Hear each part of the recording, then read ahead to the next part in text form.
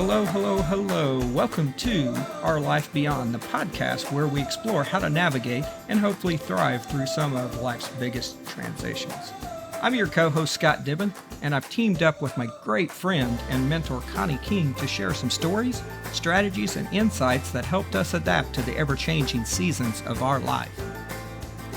Whether your life transition is divorce, death of a loved one, switching careers, moving to a new city, or just trying to figure out what the hell is next, we're with you every step of the way. But always remember, we're not therapists, just fellow travelers with a knack for finding humor in the chaos, and maybe some untraditional method of overcoming what life dishes out to us. Hopefully, you'll have fun embarking on this journey. So now, let's get started. I want to give a special thank you to Habit Coffee for sponsoring us. So if you're local to Springfield, you're probably aware of the miserable construction at Highway 60 and Farm Road 125 heading into Rogersville. Yeah, right in the midst of all that progress is the Habit Coffee Company, a fantastic local, vagina-owned business. They're more than just a coffee shop. They serve delicious, scratch-made breakfast and lunch options. They have a state and county-inspected kitchen, and they love catering events. While it might take a bit of extra effort to reach them right now, they're excited about the upcoming expansion when the highway reopens this fall. Support the Habit Coffee Company and enjoy their incredible offerings today. Thank you so much, Habit Coffee. Welcome to Our Life Beyond, the podcast where we dive deep into the questions and conversations that shape our lives. I'm Connie King, and I'm joined by my good friend, Scott Dibben. We're so excited you're joining us for this special episode. Today, we're wrapping up our first season with a topic that's sure to spark some interesting discussions: opposite-sex friendships. We'll explore the dynamics, challenges, and benefits of having friends of the opposite sex. What makes these relationships unique, and how can we navigate them in a way that's healthy and respectful? It's been an incredible journey with you all through these 10 episodes, and we're thrilled to end our season on such a thought-provoking note. So grab your favorite beverage, settle in, and let's get into it. Here's to exploring our life beyond. Hello, Scott. Hello, Connie. It's number 10, the big number 10. Oh, we didn't even know if we'd get to this point. Well, if you remember at the beginning, we had the conversation when we first started the podcast, and I'm like, we have got to commit to 10, Connie. We have to, because we don't know where it goes until we get to 10. So we've got there. So what do you think? We're going to continue on? I think so. I'm excited because I think season 2 we have some plans for, some discussions about. So our listeners, stay tuned for season 2. But I think this episode's going to be one of probably the most fun, probably the most authentic. And I think we are pretty,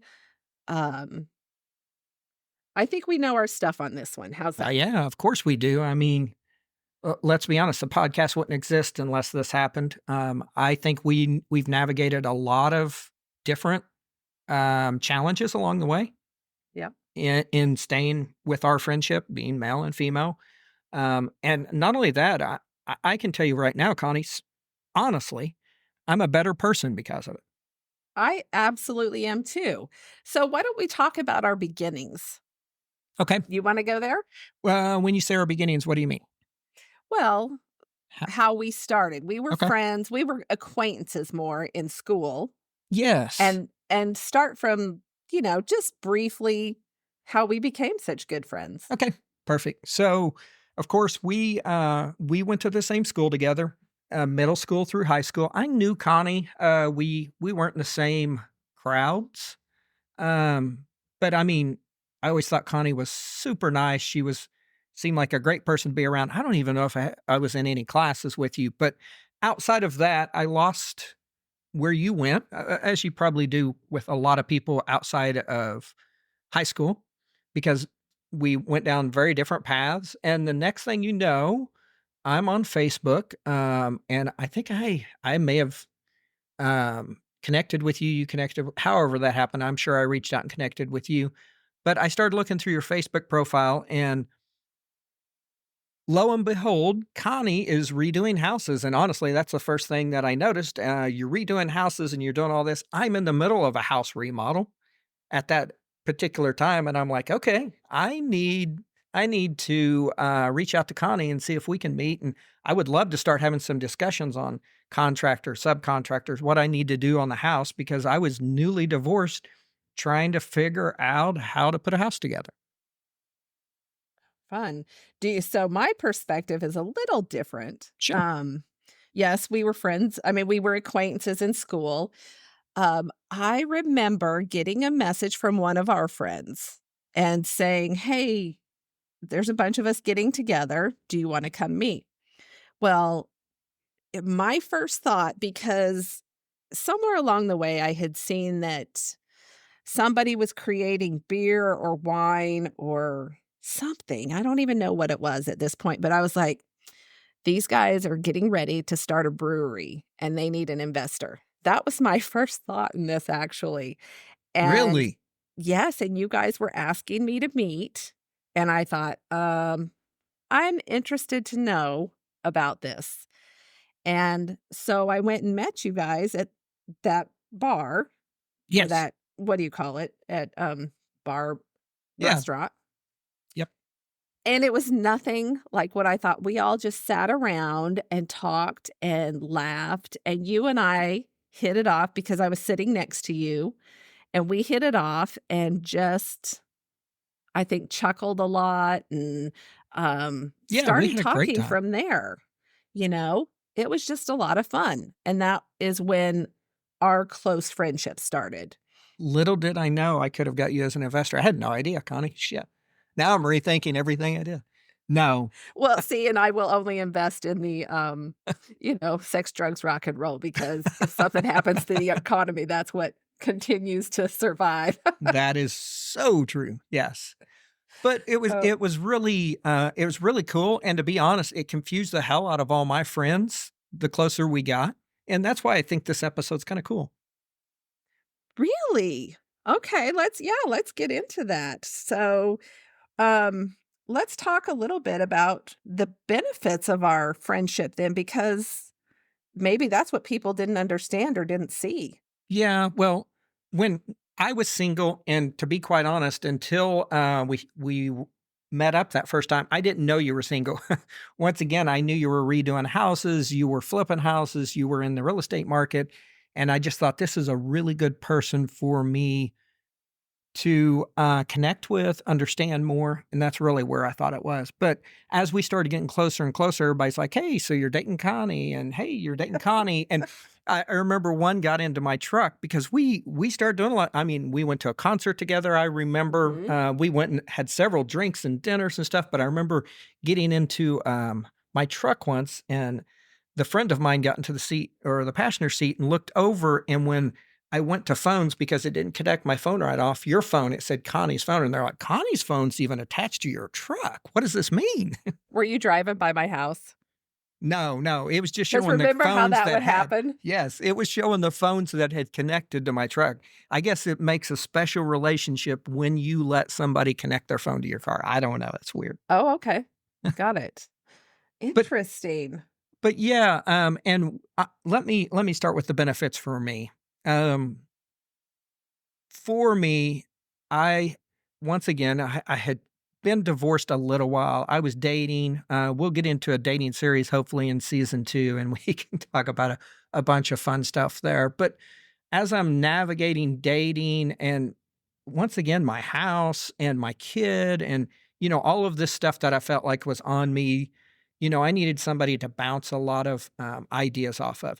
And I had a lot of guy friends, and please don't get me wrong, they are great, but guys are guys.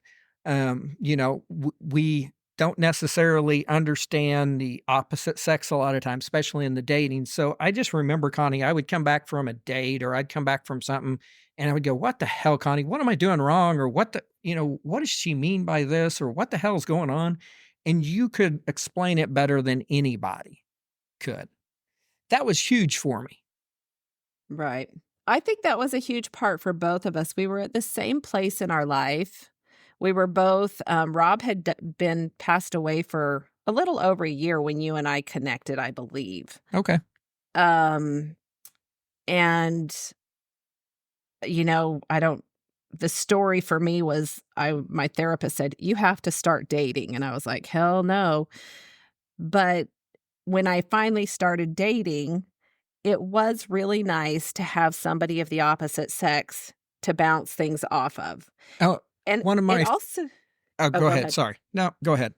I was gonna say it also gave me so much confidence as a woman to stand up for myself and create boundaries because I had this friend that was a male who was like, "Well, that's not right. Why is he treating you like that?" Or, "That's not very respectful, Connie." And I went, "I didn't think it was either, but I just kind of thought guys were like that." And the reality is that it was not true. You demanded a higher ethic from people than I think a lot of women do, even though they know they deserve it. And so it was easy for me to be like, "Oh, he was a complete jerk." And you were like, "Yep, he was." And hearing it from somebody of the same sex was so nice. So my favorite part was in the beginning. I do remember when your therapist said you need to start dating, and you come to me and you're like, they want me to date, online dating, all the profiles is a big thing. Two things. I remember that was so fun to me. I'm helping you on one of the sites create the profile, and I'm like, "We're done. Are you good with it?" And you're like, "Yes." And I hit submit or launch, and you're like, "What? You submitted that?" And I could see or I could hear the anxiety. You're like, "Holy shit, I'm gonna have to start dealing with this now," which was fun.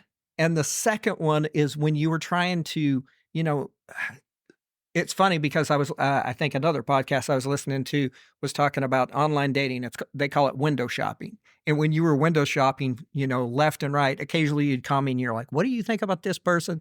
And I remember me and I think your son tried to Oh get you to gosh. go down the path of a guy named Wayne, and you went ahead, reached out to him, and of course he was a crazy lunatic of some sort, and it was so fun because I felt like I helped you to see the lighter side of dating, I guess. You did. It was you and Philip, like, Yes. did some of the funniest stuff. You're like, "Okay." I would Like, send you, like, "Put this in the text and send this to him," and Philip would be like, "Yeah, mom, and do this." yeah. Yeah, that was kind of funny, but having a male friend, so I've always had male friends. So Have starting you pretty really? early. Yeah, starting pretty early, I guess 7th grade, next door was a family of boys. And where I was close with all of them, there was one in particular I was very close with. And being a preteen, I guess, being a preteen, I started learning that my image of boys and what society or what TV was telling teenage girls about boys was not actually true. Like, the boys I was around, they were fun, they were all boy, but they were respectful to me. They were like brothers. They kept an eye out for me.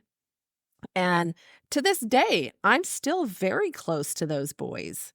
Um, but I also learned that it was easier to talk to boys a lot of times because they weren't offended as easily, and I'm not an offensive person, but sometimes to tiptoe or to, around certain subjects that might be tough with girls, you have to be a little more sensitive.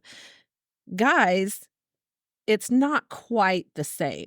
And so I really enjoyed that aspect of my friendships. And then when I got married, I kinda lost all my guy friends, and that was just because my husband was my friend.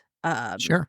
He was It was that he season of your life, really. I well, mean, yeah, yeah. and I don't know that he would have been really receptive to me having a very, very, very close guy friend. Yeah. Um, I think he was fine with my friendship with the boys from next door because he knew it was like a brother-sister friendship. Um, but when he passed away, it was just, something that was easy for me to transition to. I mean, don't get me wrong, I am a girl's girl. I have probably half a dozen girls that I absolutely would go to war with. Will protect them, they will protect me. So it's not like I gravitate towards guys, but guys' friendships are much easier in a lot of respects. So when you and I met, that happened to be the case. It was just a lot easier Sure. because I didn't have to tiptoe around anything. And we never even went down the path of should we date. It never was like that. It was really just a great friendship from the beginning, and that's where I think it confused the friends I was with because everybody's like, "Oh, you're dating Connie. When are you guys going to start dating? Is she not ready?" All this stuff, and I'm like, "No, you don't understand. This is different." And you know, I don't know if it's like, getting special secrets from the other side by knowing you, but what's funny is That's what it feels like. it does because I can come to you and say, "I don't understand this," or I can come to you perfect example is whenever we was talking about proposing to Ellen, I'm like, "Hey, this is what I'm thinking. I'm gonna do this," and you're like, "Holy shit, don't you do that."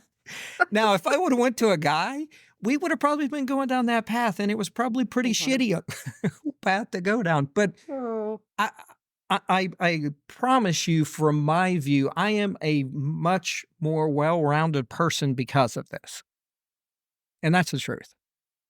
Well, I am glad to hear that, but I think it's just, women and men, I don't believe they cannot be friends. We as a society have kind of made that a thing.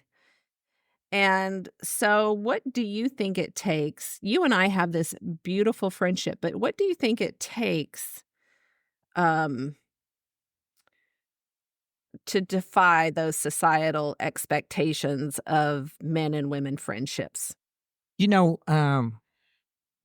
for me, it's easier now. So, before it would have been a challenge, whenever I was married, it would have been a challenge to have had a female friend. It really would have been.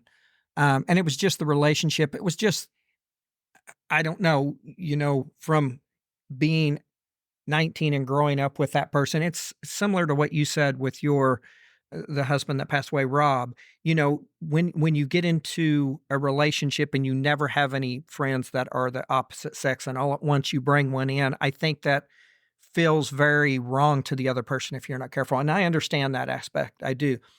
I am lucky because the season in life I'm in, we got divorced and even before and right now if I found another friend, I honestly have 3 or 4 different friends that are girls that Ellen is completely fine with. But 2 things for me is that was one of the things that was in my I told you I had an Excel sheet on what I needed out of, a relationship, and one of them was being okay with a, um relationship with me having a friend that's a woman, and she absolutely is. But what made it easier, I think either way it would have been okay. What's really made it easier is you guys connect now. Maybe I know not near as much as me and you, Connie, are talking, but I know for a fact you Margot Polo her, and she does back and forth even when she's on the road and stuff, and she loves it. She tells me, what's do you know what's going on in Connie's? And it's a shock to me that sometimes she'll tell me something and I'm like, "What? I had no freaking idea. I talk to Connie every day." But it's just I think it's become healthy and easy because of that. Yeah. Yeah, and I think that's one aspect of being able to be friends past society is that our significant others are okay with it. Because Jeff loves you. I mean, you married us, Yeah. so You and know what I love we about what you do with Jeff? I and this is part of that, not making anything a secret, not making it feel that it's wrong. I can call Connie on a Wednesday at 10 o'clock, and she'll answer the phone in the car, and it's throughout the car, and I'm talking to Jeff and Connie. She's not like, "Oh, this is Scott, I better get it on my phone and not let it go." You know what I mean? It is just that's been our whole relationship is, it's there's nothing to hide, and there never will be anything to hide. I think that's what makes our significant others okay with the relationship. I think for me, um,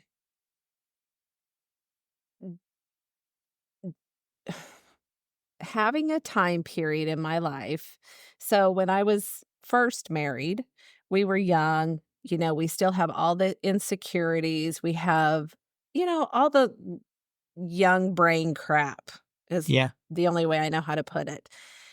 And when you go through a huge transition, divorce, death, anything like that, and you find a friend and you realize how important that friendship is, you're not willing to let go of those things. And that is where, just like you said, my spreadsheet said I get to have girlfriends. Yes. Same for me. If I found a man who was jealous or was like, no, you're not going to be friends with that person, I would have been like, okay, well, you're adorable. It's just not going to work. But on the other hand, if I thought that, let's say you had made the moves on me Sure. and my significant other saw it, then I would understand. So there's got to be a real sense of security, trust, boundaries. And I think we do that perfectly. But I also think, and it may be because of the point in time, the season in our life we're at, the relationships that we started at our age are we chose someone at our age instead of having someone since 18 or 19. So I think there's this, and I'm going to probably word it improperly, but there's this level of trust that I have with Ellen and you have with Jeff that I don't know a lot of people have. And the reason is because when I brought her into my world and had a relationship, you were already there and I brought you with me along with some other friends and she became friends with you. Mhm. Right now, I could even go out and say, "Hey, you know what? I'm gonna go run with someone that's a female down here that's gonna make me a better runner and blah, blah, blah, blah." She would have no problem because she has the confidence that I've not ever had in any other relationship. And confidence probably isn't, it's the trust. Mhm. There is nothing in there. Also, and you said this, Connie, it's funny because we talked about this beforehand. And this is another thing I love about you and the way you hold yourself in life in a sense. You said, that you honestly, if you ever seen me or would see me go out and do something that's inappropriate, you would come to me and say, "Hey, are you telling Ellen or why? Because this isn't right." Absolutely. You're going to Yeah. hold me to that too. Yeah. I think there's just a foundation in the world of respect. And my theory is if you stand on that foundation, you're not going to go wrong no matter what happens. Sometimes it's hard, but honesty, respect, creating boundaries, I'm huge into that. And so I would do that for Ellen if you were screwing up, and I would do that for you if Ellen were screwing up, and I would expect the same of you Absolutely. with me and Jeff. And I think that's the thing that maintains the male-female friendship is that we know our place. If at some point Ellen said to you, "I'm really uncomfortable with your and Connie's relationship, and it is making me not want to be in this relationship, but I love you." If you called me and said, "Connie, I can't do this anymore," I would be like, "Absolutely. I respect that. I respect your relationship with her. You go." Yeah, of course. And I would do the same. Man, that'd be tough and it would take some discussion, let's be honest. But We might be a um little codependent, but that's okay. yeah, probably a lot, but yeah. So Yeah. let's jump over what's and I know we need to probably see it outside of our view, but what do you think the biggest challenges are in having a relationship like this today? Ooh, jealousy for girls.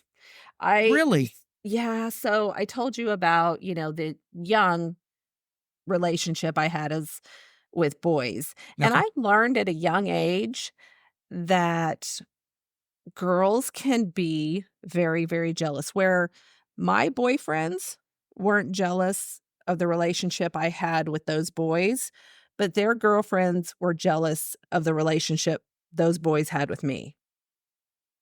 So you think it's different for a girl than a guy? woman, man. From my experience, I would say yes, and even you and I have talked about this, and you didn't see it, but I feel like I felt it.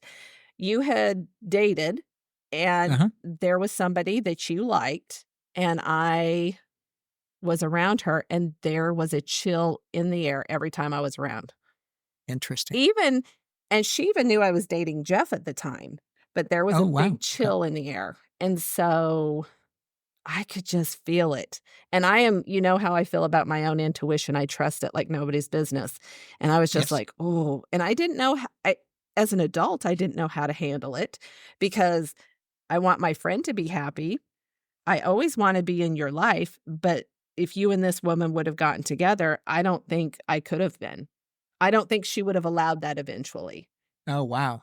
And I didn't see it from my side, of course. You probably protected me in a sense by not telling me all that. Interesting. What do you think it is from a guy's standpoint? Okay, so we could go two different directions. The biggest challenge as a guy, we get put in situations sometimes that we need to be able to be completely honest with you. Allow us to do that. And I think it's easier for women to come and tell men than it is men to tell women. And let me back up and explain that a little bit more. Okay.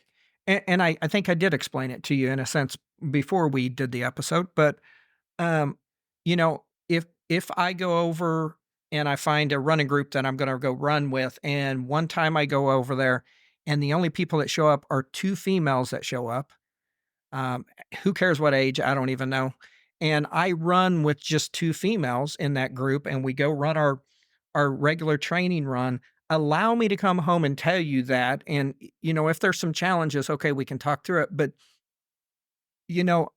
from my past experiences, even dating, not just being married, and that's why I said I have to be able to be friends with women, is because I have experienced where I would go run with 2 females or whatever that would look like, and I was told that was inappropriate or it didn't feel right to them, and it always made me feel bad, but if you're not careful, what ends up happening is whenever you go back to that running center and 2 girls show up again, 2 things are gonna happen. I'm either not gonna do it or I'm gonna do it and not tell you. Mhm. And I promise you nothing was going on, but it makes it awkward on the guy because it could be anything like that. I mean, I could go to a brewery and I could go by myself. I went to one last night. And what if a girl come up and started talking to me and sat down at the table and it was someone that I've known for a long time? I need to be able to tell that my person that the next day and not be concerned about what they think or that I shouldn't have done that because the societal image that I can't talk to another female or I can't do this or that is utter bullshit and it needs to stop. I absolutely agree with that. And that's the thing.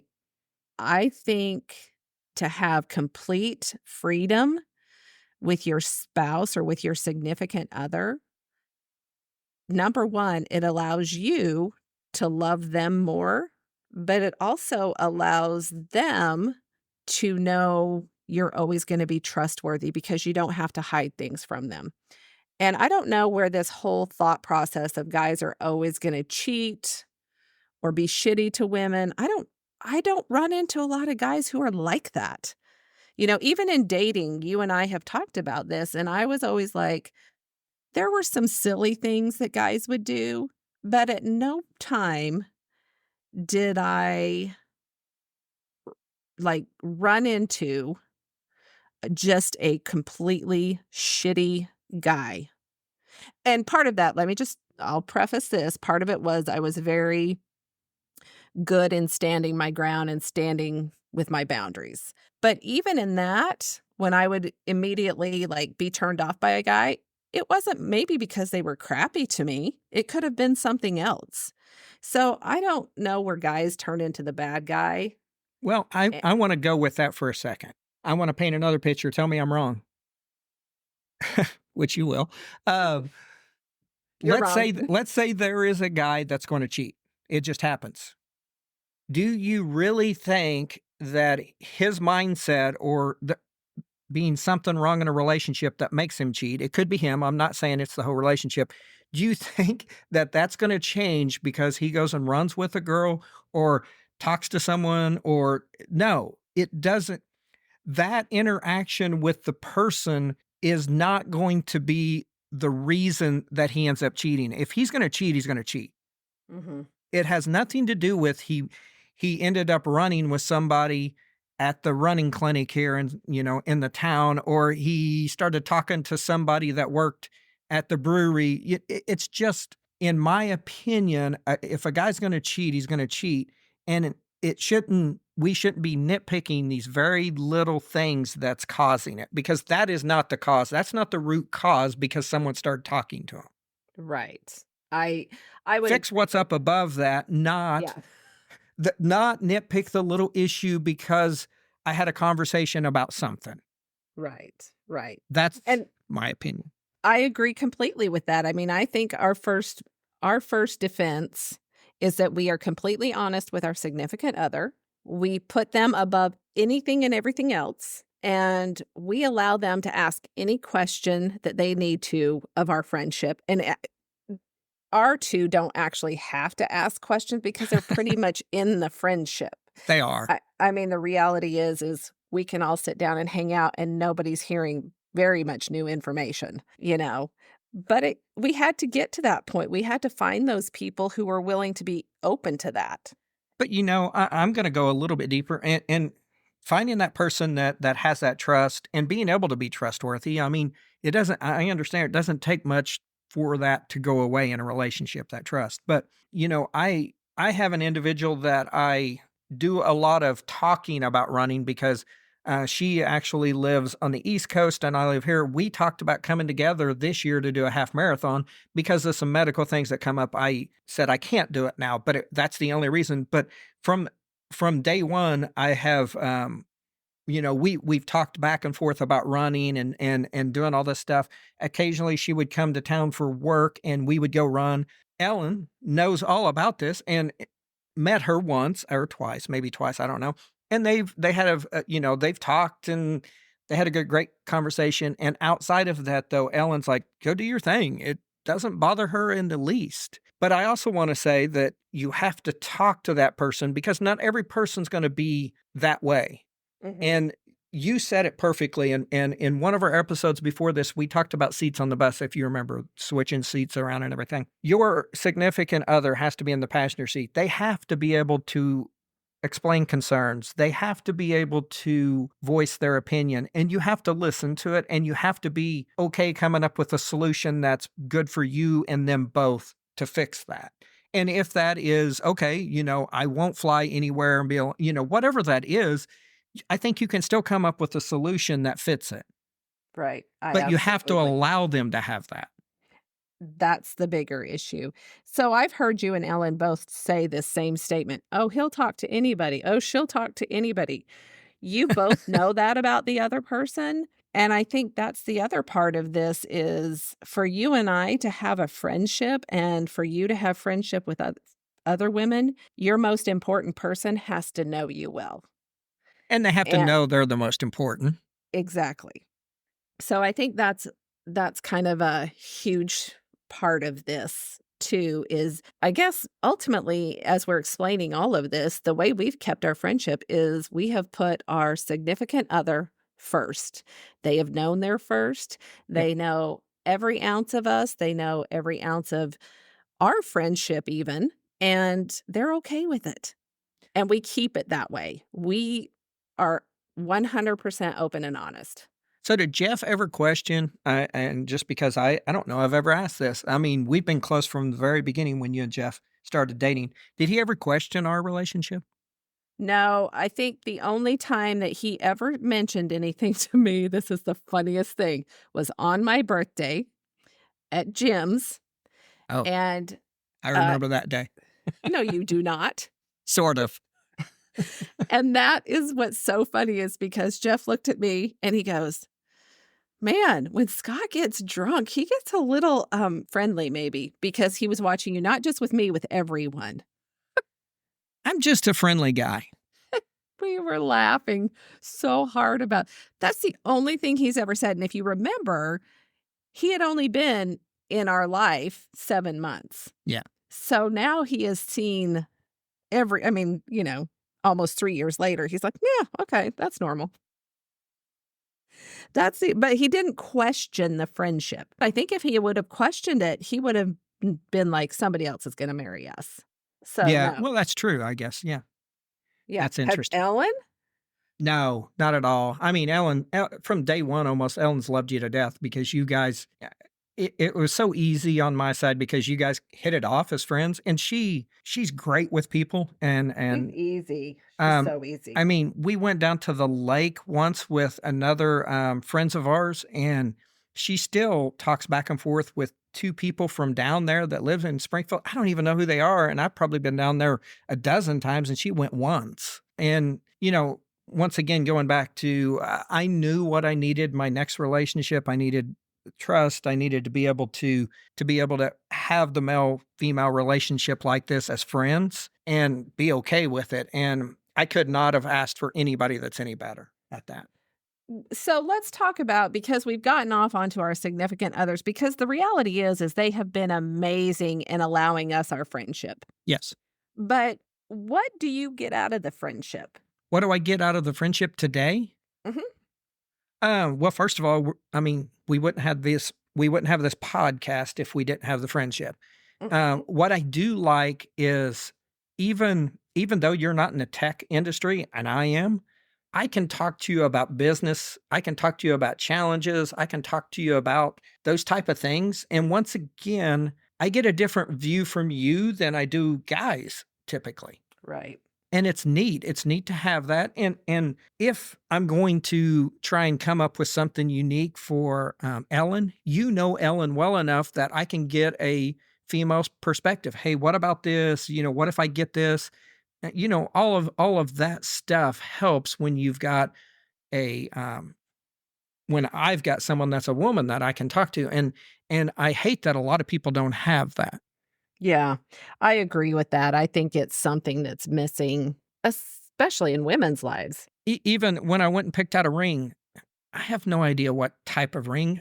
So I started messaging one of her best friends, and I never in my head once ever thought it was inappropriate that I'm messing with. Of course, I'm messaging about a ring for Ellen, but you know, in the relationship I am with Ellen, I don't even think about that just because it's not a subject that we are worried about today. Now, this could change a month from now, I don't know, but we have this level of trust that at any point in time she wants to see my phone, she could see it. I mean, there's never anything inappropriate, and I don't think there's any worries, and it just makes life easier. Right. And here's the thing, when you and I have a conversation, if I say something to you, normally what ends up happening is I'm on Polo talking to Ellen, and then I'm like, "Oh, by the way, I told Scott this." And because pretty much I need her to back me, let's face it, I don't want to be the only one on this team. But yeah, she'll know what we usually talk about too. You know what I mean? It's not like we hold Yeah. anything back. And So, do you know how nice it is for me as a guy? At any point in time, Connie, I would reach out to you or you and Jeff, either one, but I could just reach out to you and say, "Hey, Connie, Wednesday, you got time for lunch?" And I don't have to worry about people thinking things. yeah. Yep. Um, I and love I'll that. tell you, one place that I had worked at one time, there were some individuals at that work that did not believe that none of that should happen. There shouldn't be no interaction between male and females at that. And it's weird. That's not the way society should be set up, in my opinion. Right. And we all know that there are people who have overstepped those boundaries. Well, I think, that's gonna happen with or without you having friendships with that other sex. well, because that's sometimes where people are. Yeah, And correct. I think, again, the benefits of having a friend of the opposite sex for me is that I don't have to sugarcoat things. Again, I always try and be respectful, but I don't have to sugarcoat things with you. And there is something else that you understand that a lot of women don't understand. So if you and I are in a conversation and I start feeling emotional about it, what do I do? Oh, yes, you tell me, "I need to get off the phone, I wanna sit on this for a little while." Yeah. You You understand that it doesn't drive you crazy where, as a woman, we go, "Oh, crap. What'd we do wrong? What's this? What's that? What's the other? What's da da da da da?" And sometimes we it gets the best of us and we'll start bugging that person. Yeah. Where for me, the reason I do that is because I grew up in a family where emotions ruled. And I believe that decisions made purely on emotion can be really, really detrimental. And so when I feel emotions coming on, I always want to back out of it and go to a logical place instead of staying in that emotional place. Sure. And you allow that. And that way, our friendship, I can take a break for a moment and come back and say, hey, okay, so, our conversation, let's resume it. This is how I was feeling, but then I started thinking, and this is that. And you go, okay, great. Jeff does the same thing with me from a relationship standpoint. Sure. But friendships, a lot of times, don't allow those things to happen. And you did. And that has been huge for me to be able to be myself and back out of something and come back and revisit it. And it's okay. I remember one of the instances because I was driving to a dinner somewhere and we were on the phone. I was in my truck and I sort of remember what we were talking about, but the difference in our friendship and I honestly I know I probably wouldn't challenge a guy as much as I did you. And the reason is, it's not that I do think of you as a sister in a sense, but it's even more than that. It's I know what you deserve. I know what you shouldn't have to put up with. And I remember talking to you about something, and it may have been something that happened previously. And I just basically, I remember saying, "Why in the hell did you let that happen?" And I was challenging you harder than I probably would any other person. And that's when you said, "Okay, I need to get off the phone. I need to sit on this a while." But the reason you weren't screaming at me because two guys a lot of times if you challenge to a certain point, that's when they start fist fighting or cussing each other or you know what I mean? Yeah. Because I remember that and if it would have been a guy at that point, we probably wouldn't have been friends after that. But you allowed me to express what I thought you needed and it wasn't something you wanted to hear at that time. But you were okay by the next day, you said, "You know what? You were right, but you're also an asshole." And I said, "Yes, I am." And we talked through it. Right, and I think that's the difference, and maybe it is the difference between 2 males and 2 females because you said if that had been another male, it could have gotten emotional, where I know Yes. with another female, it would have gotten emotional, and so I think maybe, it's just the friendship ourselves. I don't know, now as we're sitting here going through this, I'm like, male and female relationships, how do you make them happen? And sometimes it's just finding a person that you can be completely honest, vulnerable, and open with and say whatever it is you need and still be uber respectful. Let's jump into the next subject, and I think this is the last one that we've got, but how do we maintain this? Mhm. Are we gonna maintain this until we get old? Well, I would hope so. And I sit here and I think about it and I think, there's a lot of friendships that ebb and flow, and Yeah. that's okay. It's that bus scenario where you're driving the bus and people switch seats. And I just, as far as maintaining, I don't know how we can't because you and I, again, a little codependent in the fact that we have to talk to each other every day, even if it's something like sending you a stupid meme. Yeah. We've gone days where we don't actually talk, but I'm like, "Oh, this is funny. Scott would think this was hilarious." It could be something as simple as that, but I think just always being honest and open and respectful to our spouses That is is the biggest thing, is yes. the way we'll maintain our friendship. I'm trying to think of how to put this. You really can't I can't have a relationship or I'm sorry, I can't have a conversation with you that I wouldn't feel okay talking to Ellen about. Yes, I think absolutely. that's key. You can't have a conversation that you wouldn't have with or wouldn't tell her about. I can't have that. Correct. And I would never put you Absolutely. in that position. Yes, I love that. I love that.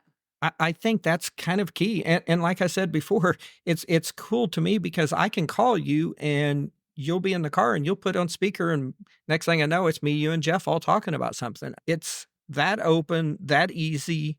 There's nothing that's hidden whatsoever in it. And I just think it makes it easier. And for me, I can tell you, I get a whole nother side and view of the world that I don't get as a guy. Mhm. Same here. I get the guy's point of view. It's like you said, it's like we tell each other or we find out the secret of I find out the secret of the male human, their thought process when I talk to you, and you find out the female process, and that's a secret to men. Yeah. We seem to bridge that gap when we talk to each other. All right. I think we've went as far as we can go with this. So you think you want to close it up now, Connie? Well, I think we can close it up. So, if you are planning or if you have friendships of the opposite sex, I would actually encourage you to have a friendship of the opposite sex if you are comfortable or if you are making your spouse comfortable enough, because it has enriched my life immensely. And I believe it's enriched your life immensely too. Yeah. And my hope is what you get out of this is that your first priority is your significant other, your spouse, your children. Your second priority is bountiful friendships, whether they be opposite sex or just, the same sex. But I love having the opposite sex as a friendship because I do learn something different. I'm going to add one thing to that. For me being friends with you, my first concern is always going to be Ellen, or my first thing that I have to respect. The second thing is Jeff, and then you. Yeah. And Okay, that's true, fair. because in order for me to stay friends with you, I have to make sure Jeff's okay too. Not just Absolutely. Ellen, because Ellen's only one side of it. So I have to make sure that I do that. And that may take a little more effort, and it probably does.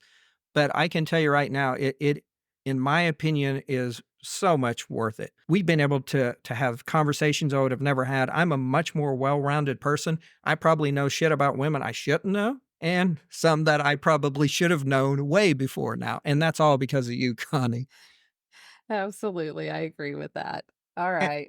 And with that, I want to say thank you so much, Connie, for doing a complete season of this podcast with me. I think it's been awesome. Been a huge learning experience for me. I hope it has been for you. But I'm so excited to pick up next season, figure out what we're going to do and the direction we're going to go. I am excited about that as well. So hopefully our listeners tune in to next season as well as this season. If you haven't heard any of the other podcasts, go back and listen to them. We have some beautiful stories, some beautiful guests, and we will see you next season. Okay, thank you so much for listening to this episode of Our Life Beyond. We really hope that you found our discussion insightful and inspiring, or at least brought a smile to your day. If you did enjoy this episode, please consider subscribing to the podcast on your favorite platform and leave us a review. For more information, resources, or show notes, visit our website at ourlifebeyond.com. You can also follow us on social media. Search for us on Facebook at Our Life Beyond. We would love to hear from you, our listeners, so feel free to reach out with your questions, comments, or suggestions through our Contact Us page at ourlifebeyond.com or on social media. And once again, thank you for joining us on this journey. Till next time, remember, life beyond any challenge is possible, and we're here to navigate it with you. Stay strong, stay positive, and keep moving forward.